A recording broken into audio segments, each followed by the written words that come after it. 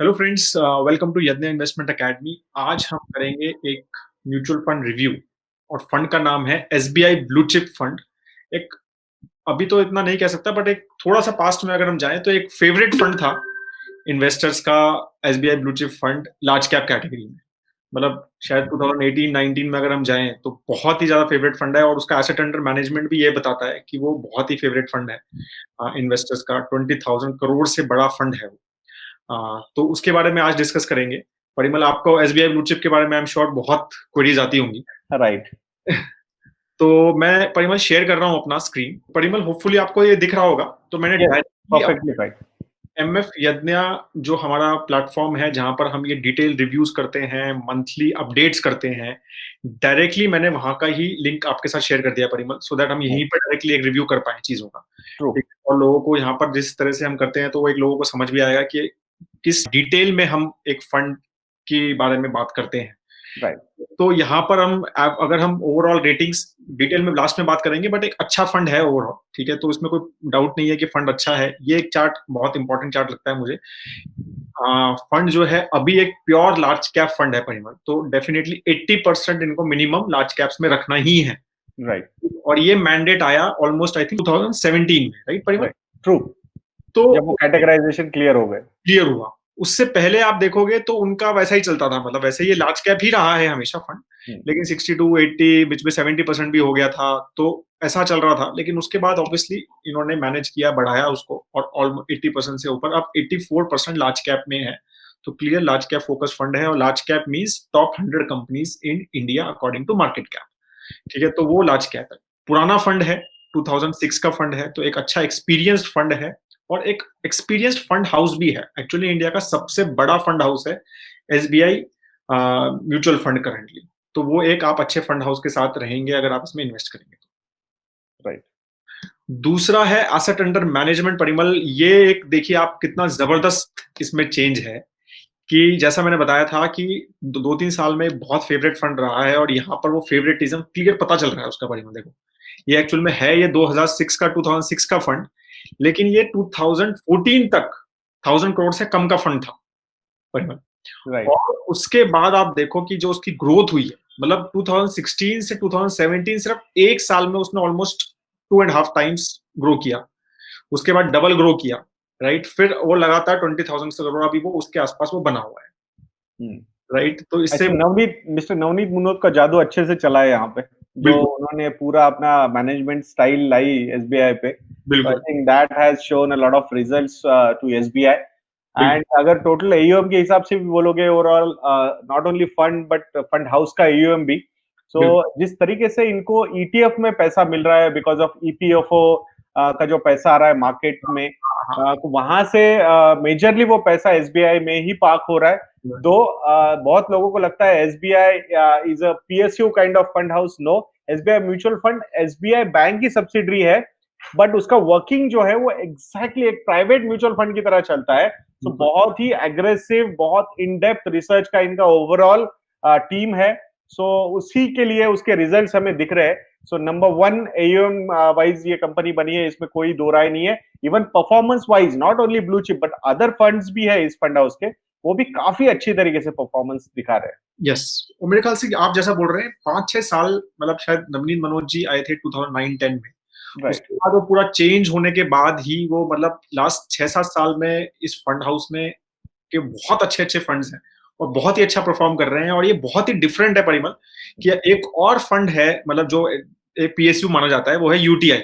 Right. वो actual में PSU की तरह चलता अभी तो ऐसे ही लग रहा है बिकॉज इनके जो इश्यूज हुए डेट फंड्स में एंड ऑल दोस थिंग, जिस तरीके से वहां डिफॉल्ट्स हुए हैं या फिर पोर्टफोलियो सेग्रीगेशन हुआ है, है, तो राइट? उसमें बहुत ज्यादा मार पड़ी है इन्वेस्टर्स को, स्पेसिफिकली रिटेल इन्वेस्टर्स को, जिनका इतना ज्यादा ध्यान होता नहीं है इन्वेस्टमेंट्स में। और राइट, स्पेसिफिकली जहां पे डेट में एलोकेशन होंगे, वहां पे अगर फॉल होता है आपके अमाउंट्स में, इन्वेस्टेड अमाउंट्स में, तो I think it is a very big hit for these people. बिल्कुल। और वो चीज ना, एसबीआई बहुत अनस्कैथ रहा, राइट। मतलब परिमल इस चीज में ना देखो, ट्रू। मतलब का भी ट्रू। काफी बड़ा अच्छा खासा मेरे ख्याल से डेट पोर्टफोलियो है। नॉर्मल, हाँ, नॉर्मली कैसे देखना चाहिए, कभी भी अगर आप म्यूचुअल फंड में इन्वेस्ट कर रहे हो, इट्स नॉट, मतलब हमेशा ट्रू नहीं होता, बट स्पेसिफिकली अगर आप डेट फंड्स में इन्वेस्ट कर रहे हो ना, तो हमेशा एक चीज देखना बहुत बेनिफिशियल हो सकता है कंपनीज को, एंड दैट कि भाई अगर ये फंड हाउस जो है ना, इसको बैक करने वाला कोई बैंक है क्या?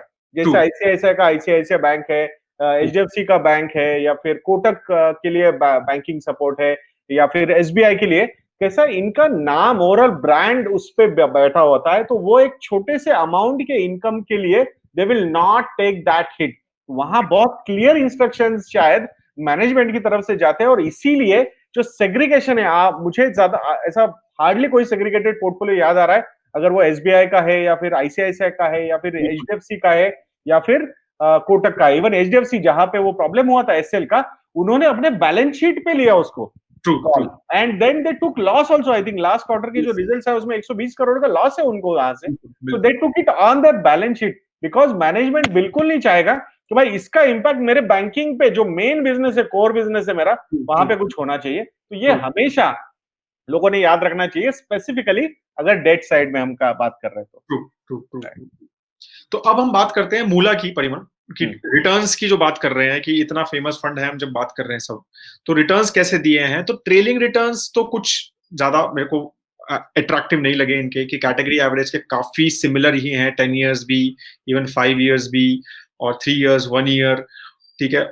और परिमल यहाँ पर मैं एक पॉइंट और डिस्कस करना चाहता हूँ कि हम लार्ज कैप फंड की बात कर रहे हैं, राइट? और बहुत क्वेश्चंस आ रहे हैं आजकल कि क्या एक actively large cap funds do they make sense today, और people should, if they want to invest in a large cap portfolio, should they just invest in a index fund? और तो ये बहुत ज्यादा चीजें डिस्कस हो रही हैं। तो मैं यहाँ पर, ये आप अगर इनका परफॉर्मेंस भी देखोगे तो ये एक इंडेक्स के चारों तरफ का आसपास का परफॉर्मेंस है, एक्चुअली थोड़ा इंडेक्स ने बेटर ही दिया है, मतलब ट्रेलिंग के हिसाब से। ऑब्वियसली हम कैलेंडर और जो मेन अपना रिटर्न्स है उसके बारे में बात करेंगे, बट तो ये चीजें ना काफी बात, जैसे ही स्पेशली लार्ज कैप में ये बात काफी आने लगी है, क्योंकि तो आपका क्या इसके ऊपर थॉट प्रोसेस है? सी इंडेक्स, ये पैसिव इन्वेस्टिंग या इंडेक्स इन्वेस्टिंग, ये कंसेप्ट आने वाले समय में बहुत ज्यादा पॉपुलर होने वाली है। तो यहाँ फंड मैनेजर को आउट परफॉर्म करने के लिए they will have to have some different strategies, और वो स्ट्रेटेजीज अगर हम देखेंगे एक्सिस ब्लू चिप फंड का जब हमने एनालिसिस किया था, तो वहां पे आप लोगों को समझ में आ जाएगा,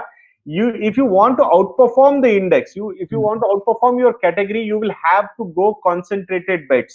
True. वहां पे अगर concentrated bets नहीं लिए जाएंगे तो you will not be able to outperform. But problem ये होता है कि आप अगर concentrated bets लेने जाओगे और bet गलत चली जाएगी आपकी, bet मतलब don't take it otherwise कि मतलब betting कर रहे हो, but वो bet अगर गलत चली जाएगी तो I think they will bear a huge loss in the sense not portfolio losses, but वहां पे मार्केट शेयर का लॉस हो सकता है। और यही दुविधा है आज के लार्ज कैप फंड्स की, करे या ना करे।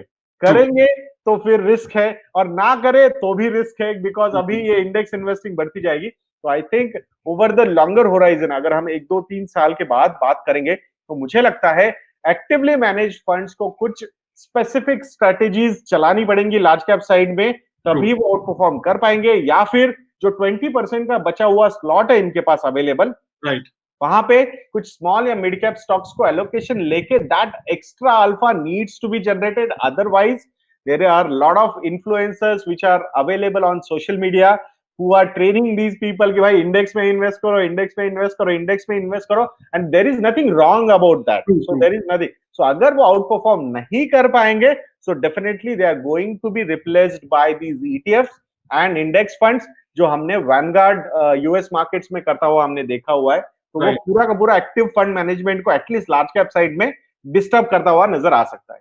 राइट, और जैसा कि आपने बोला ना कि 20% को इनको थोड़ा स्मॉल और मिड कैप में मैनेज करना पड़ेगा, वो मुझे ये लग रहा है परिमल। एक और उसका क्वेश्चन ये आता है कि लास्ट 2 साल में ना स्मॉल मिड कैप ने हालत इतनी ज्यादा खराब कर दी है, राइट? तो मुझे लग रहा है इसकी वजह से बेचारे और परेशान हैं। यस, तो यही हुआ ना कि दुविधा, ये उन्होंने क्या किया, कंसंट्रेटेड बेट्स लेने की कोशिश नहीं की। वो बोले भाई लार्ज कैप नहीं, what we will do, we will create that extra alpha by allocating some money into small and mid cap. और लास्ट 2 सालों में, मतलब जब अरुण जेटली जी थे, उन्होंने वो long term capital gains tax लाया, तब से जो पिटा है स्मॉल एंड मिड कैप, मतलब अभी भी अगर आप अंडर परफॉर्मेंस देखोगे या फिर करेक्शन देखोगे since the all time highs of Jan 2018, तो वहां से जो फॉल्स है अभी भी 30 से 40% के फॉल है वो लेवल से, और वही मार खा रहे ये सारे फंड्स बिकॉज इन्होंने वो एक्स्ट्रा अल्फा उनकी हेल्प लेके करने की कोशिश की और वो अल्फा छोड़िए वहां पे निगेटिव अल्फा क्रिएट हो गया उनसे विद रिस्पेक्ट टू इंडेक्स। बिल्कुल, और वही यहाँ पर दिख रहा है कि देखो यहाँ पर भी इंडेक्स से 1% नीचे है ओवरऑल, मतलब 10 साल में भी एक्चुअल में अब ट्रेलिंग तो खराब ही हो गया है,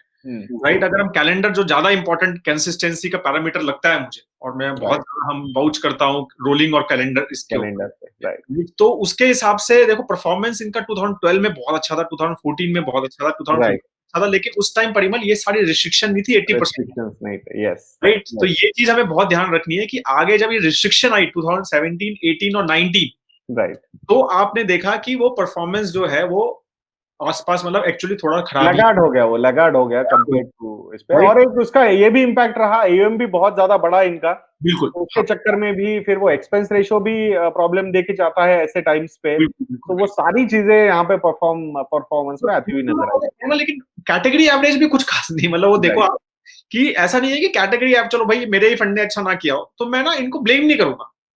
तो यहाँ पे मुझे एक ऑब्जर्वेशन देना चाहूंगा मैं कि ये कैटेगरी एवरेज का परफॉर्मेंस जो ऊपर आया है ना, that is majorly because category में जो ईटीएफ कैटेगरी इसी के साथ मानी जाती है, तो वो कैटेगरी भी इस परफॉर्मेंस को ऊपर लेके आ रही है। So that is also one thing we need to see कि वहां पे वो I think category average and index will almost perform same because most of the large funds are ETF funds in this category. Right, ठीक है। और हम, लेकिन हमारी थोड़ी कैटेगरी एवरेज परिमल यहाँ पर डिफरेंट है। हम यहाँ पर ETF, आई थिंक आपने वो टॉप 15 फंड्स ही लिए हुए हैं, वहां पे फंड्स ही लिए हुए हैं, तो हम वो नहीं कंसिडर करते हैं, राइट। और रोलिंग रिटर्न्स में भी देखोगे तो रोलिंग रिटर्न्स में परफॉर्मेंस जो है वही, मतलब अगर 7 इयर्स में जा रहे हैं तो काफी अच्छा परफॉर्मेंस है दोनों में, लोवेस्ट हाईएस्ट रिटर्न में इवन भी अच्छा है, राइट, कैटेगरी एवरेज से, ठीक है। और अगर हम 5 इयर्स में देखें परिमल, तो भी प्रोबेबल हाई और प्रोबेबल लो जो है इनके आगे आने वाले टाइम के दोनों कैटेगरी एवरेज से बेटर परफॉर्म करते हुए नजर आ रहे हैं,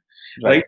परफॉर्मेंस वाइज इनका परफॉर्मेंस खराब नहीं लगता है मुझे, ठीक है। मुझे लग रहा है कि ये जैसे हम बात कर रहे हैं कि ये कैटेगरी का इशू है, राइट, मोर, और स्मॉल मिड कैप का ना परफॉर्म करने का ज्यादा इशू है, ठीक है। और उन सब की वजह से मुझे लगता है कि परफॉर्मेंस थोड़ा जो है वो आई थिंक यहाँ पे जो हम ये रोलिंग रिटर्न्स के परफॉर्मेंस बताते हैं लोगों को, तो वहां हम जो रोलिंग रिटर्न्स हमने पकड़े हैं तो उसमें एक बहुत बड़ा परसेंटेज जो है वो प्री कैटेगराइजेशन वाला है हमारे पास, तो वो भी एक मतलब इसको दो we understand because quantitative analysis में whatever data you have you will have to analyze that. तो हमने रोलिंग रिटर्न्स लेके mean and standard deviation calculate करके ये सारी चीजें समझाई है।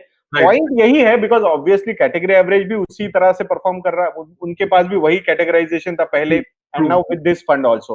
बट ये जो रोलिंग रिटर्न वाला पैरामीटर है आपका, यहाँ पे ये बहुत सही से समझा के जा रहा है इन्वेस्टर्स को कि this particular fund is not for 3 years और may be even for 5 years also. जो जिस तरीके से लोएस्ट रिटर्न 1% दिए गए हैं, तो वो रिस्क सामने है, मतलब इक्विटी क्या रिस्क पोज कर सकता है। So we are giving probable low and probable high returns, but there are some specific times जहां पे हम ये परफॉर्मेंस खराब देख सकते हैं, और इसीलिए इक्विटी का एलोकेशन सही में लॉन्ग टर्म क्यों होना चाहिए। जो 7 इयर्स का जो पैरामीटर है आपका बता रहा है clearly, the kind of return expectation from this fund would be between 12.7% to 16.4%। ये हमने रखना, मतलब एक्सपेक्टेशन रख के चलना चाहिए, बट होराइजन 5 to 7 इयर्स का ही होना चाहिए if you are allocating money towards large cap category.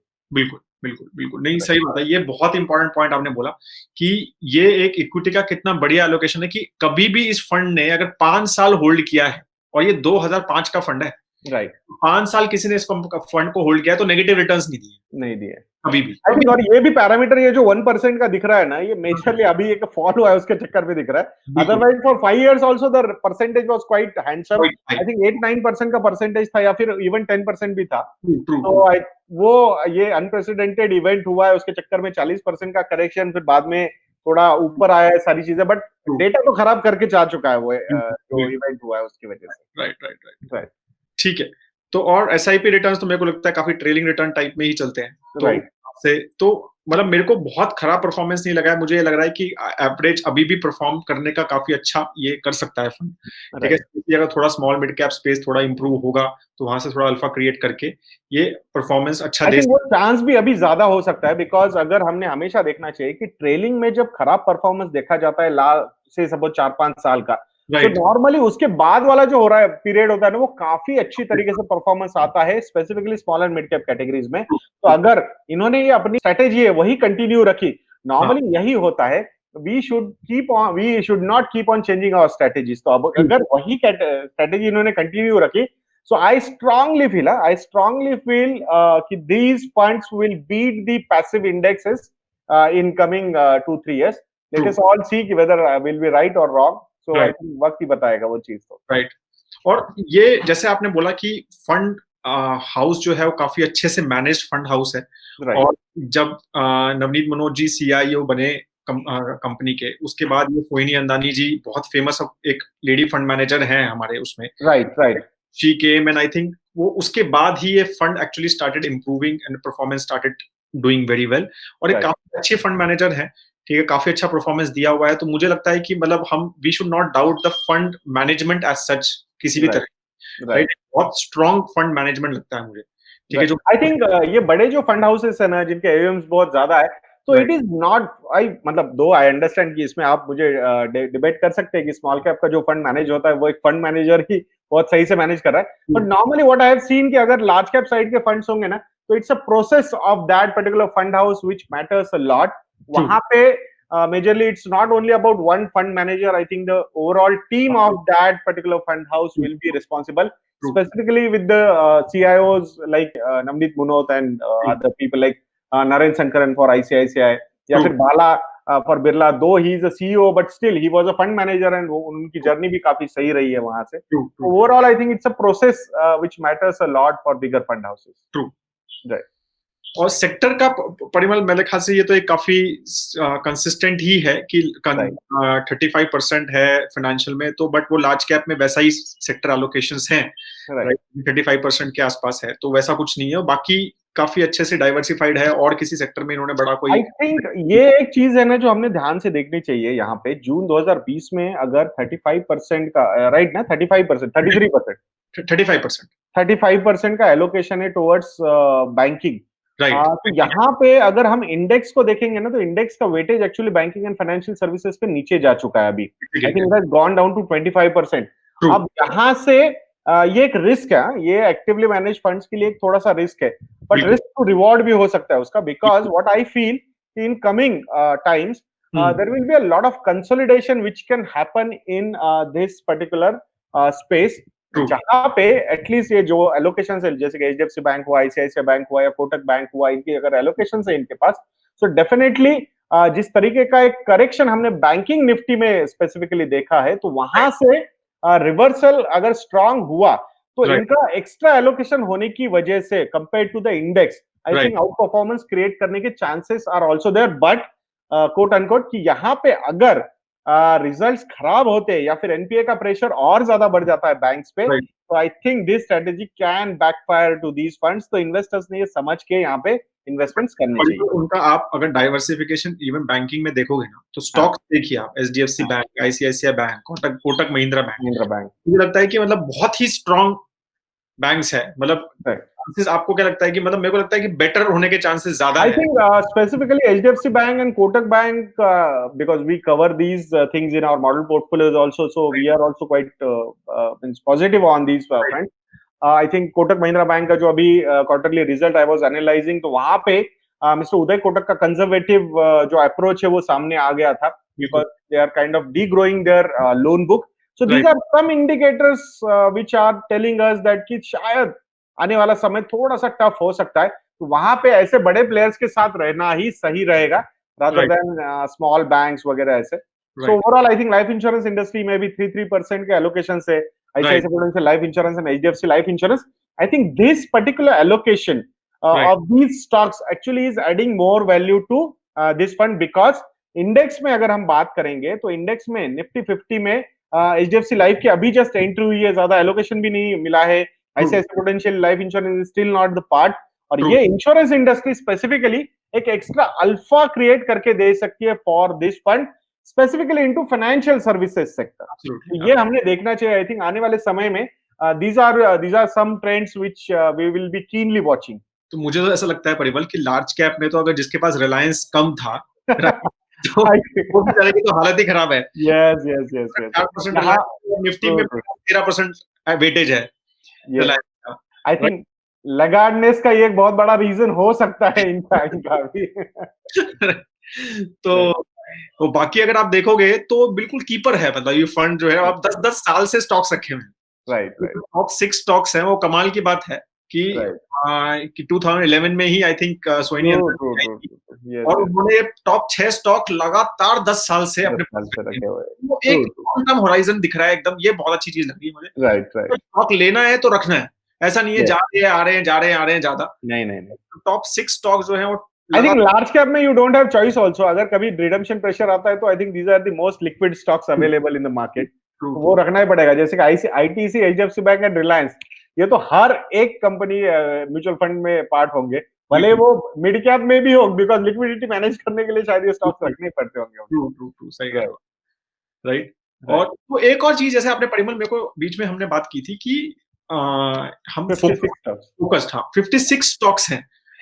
तो अभी आप देखो मतलब 50 के आसपास ही रखते हैं, और हम जैसे आपने एक्सेस ब्लू चिप का जो आंसर एक एग्जांपल दिया था, तो वो 25 से 30 रखता है, राइट। और काफी अच्छे से अल्फा क्रिएट किया है उन्होंने लास्ट 2 साल में, और बहुत फेमस हो गया है वो Axis blue chip fund, right. तो वही मेरे को आपको लगता है कि अब नहीं, obviously the AUM also they have a very very big AUM, तो वो मैनेजमेंट एक थोड़ा डिफरेंट है, राइट। तो लेकिन 56 स्टॉक एक काफी बड़ा लगता है क्या आपको, मतलब नहीं नहीं है, यहाँ पे कैसा है पता है क्या, इट्स मतलब बड़े भले ही मैं बहुत ज्यादा बढ़ू ना, बट मैं गिरू ना ज्यादा, राइट ये एक राइट स्ट्रेटेजी है। So it's a risk management strategy, और आई right will say a business management strategy, जहां पे बहुत ज्यादा गिरना भी नहीं चाहिए। अगर रिस्पेक्टेबल रिटर्न आते रहे तो लोग, कैसा है, ठीक करेंगे, द प्रॉब्लम इज दैट कि बहुत ज्यादा अवेयरनेस नहीं है ट्रू अबाउट फंड्स इंडिया में। ट्रू तो लोग ना बहुत ज्यादा, youngsters are comparing no doubt, but true जो ओल्ड इन्वेस्टर्स है, for them if the fund is beating their expectations na, they are very happy, so they true are not thinking अरे मुझे इससे ज्यादा कोई और देगा क्या। if right they are, if those funds are beating their expectations, so they feel okay यार, अच्छा है, मतलब 10-12% के रिटर्न अगर रिस्पेक्टेबली दे रहा है लॉन्ग टर्म के हिसाब से, तो I right think this is a very good fund, we should continue with that, that is the idea of a right retail investor, या फिर बड़े मतलब एजेड इन्वेस्टर्स की होती है। ट्रू उस हिसाब से आई थिंक एक सॉफ्ट कॉर्नर, एसबीआई का नाम भी है पीछे, चलो यार एसबीआई ब्लू चिप, एक तो एसबीआई का नाम, वो सामने ब्लू चिप लगा हुआ है, राइट तो ये राइट दोनों चीजें आई थिंक माइंड पे प्ले करती है। वो तो है, वो आपकी बात बिल्कुल सही है कि एक मतलब एज थोड़ा सा जैसा बड़ा हो जाता है, SBI का ट्रस्ट जो है वो बहुत ज्यादा बड़ा है। देखो मैंने एक्चुअल में फाइनेंशियल एडवाइस बनाए हुए हैं, और लोगों ने मेरे को क्लियरली बोला हुआ है कि सर मैं तो सिर्फ SBI के ही फंड्स बताओ मुझे, राइट राइट और मेरे को कोई फंड चाहिए ही नहीं, आप मेरे को सिर्फ SBI के ही बताओ, मैं सिर्फ SBI में डालूंगा, किसी में नहीं डालूंगा, मतलब तो वो ट्रस्ट तो है उनका, तो राइट, तो वो चीज तो आपकी बिल्कुल बात सही है, तो वो आई थिंक वो फैक्टर्स पे चलता भी रहेगा ये। Right I right think and turnover ratio is also quite less compared to the category average. काफी अच्छा हो गया इनका, अभी काफी रिसेंटली तो कम है, last year was it was little higher, but I think अभी now it is looking quite good. हाँ। और एक्सपेंस रेशियो तो मेरे ख्याल से कैटेगरी एवरेज, कैटेगरी एवरेज के हिसाब से, तो that's why we are giving yellow star, so there should not be any problem. और रिस्क रेशियो जो है वो अभी क्या है ना कि पहले बीच में कम हुआ फिर वापस बढ़ गया, अभी ऑलमोस्ट एवरेज के आसपास चल रहा है, कैटेगरी एवरेज के आसपास, राइट राइट। और परफॉर्मेंस जैसा थोड़ा आप हम 1-1.5 साल से बात कर ही रहे हैं कि परफॉर्मेंस थोड़ा डिप हुआ है, ठीक है, कैटेगरी एवरेज से, यस कैटेगरी एवरेज से, ठीक है। और even from the index perspective मतलब अल्फा नेगेटिव में आ गया, तो वो एक थोड़ा वो चीज है कि अल्फा एक्चुअली में आप देखो तो जनवरी 2018 के बाद परिमल बीच में बढ़ा, बट फिर वो नेगेटिव में चल रहा है अभी, राइट। तो वो एक थोड़ा हमें रिस्क, हाँ, कंसिस्टेंसी ज्यादा दिखती नहीं है, सो इट्स एवरेज परफॉर्मर लगता है हर जगह पे। हाँ, यहाँ पर हमने थोड़ा रेड स्टार रखा है इसको कि भाई रिस्क रेशियो, क्योंकि एक रिस्क है भी एवरेज, पहले तो ज्यादा ले रहा था लगातार, अभी बीच में थोड़ा अभी बराबर किया है, ठीक है। और इवन पी रेशियो वाइज भी थोड़ा हायर पी रेशियो वाला fund, I think that is majorly because the banking का एलोकेशन ज्यादा है इनका, banking and financial services, so that's why the P ratio is high, and still with the recent under performance of that sector, right, उस वजह से under performance mean even from financial point of view also the result and everything, so that's why the P ratio is expensive, so right, no doubt I think we can give a red star for these parameters, risk ratio parameters, right.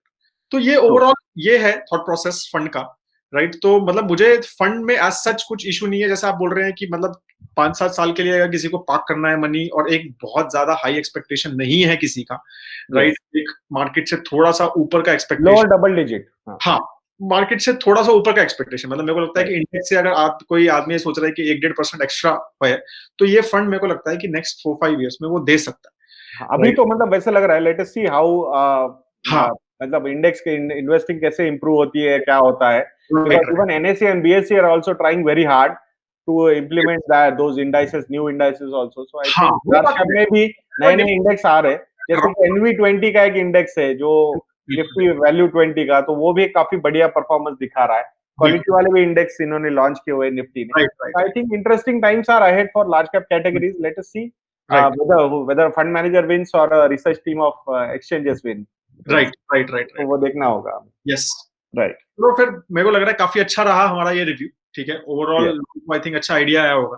Parimal और भी करेंगे यार, ऐसे बहुत अच्छा लगता है ऐसे टाइप के रिव्यूज करने में, और detail. I think it's quite interactive also, so Yes. We do not miss out on any point. Yes. तो यहाँ पे डिस्कशन काफी कंप्लीट लगता है। Right. और इसके बावजूद अगर if viewers have some questions तो डेफिनेटली कमेंट सेक्शन में वो लिख सकते हैं। Our research team will be more than happy to answer those questions. Yes. और जरूर एमएफ यज्ञ पे ये सारे मतलब 200 प्लस हमने फंड्स किए हुए हैं रिव्यू, तो आप जरूर वहां पर जाके चेक कीजिए। इस टाइप के ही रिव्यू है, ये जो डेटा आपने देखा है ये कहीं पर भी किसी भी वेबसाइट पे फ्री में अवेलेबल नहीं है। काफी लोग कहते हैं कि सर आप फ्री वाले रिटर्न्स मिलते हैं, majorly returns and current portfolios are the things which people give. True. तो ये सारा जो ट्रेंड है प्रॉपरली कि पहले कैसा था अब कैसा है, ये बहुत इंपॉर्टेंट होता है एनालिसिस में, राइट। तो उससे पता चलता है कि थॉट प्रोसेस कैसा है। जैसे हमने देखा कि टॉप 6 सोनी अंदाज 6 स्टॉक लगातार 10 साल से रखे हैं, तो उससे पता चलता है कि थॉट प्रोसेस कैसा है कि हाँ, अगर ये बहुत ज्यादा चेंज हो रहा है तो उस हिसाब से वो थॉट प्रोसेस पता चलता है। तो मुझे लगता है कि वो बहुत इंपॉर्टेंट है, राइट। चलो, thank you so much Parimal. Thank you. Everyone have a great time ahead. जय हिंद।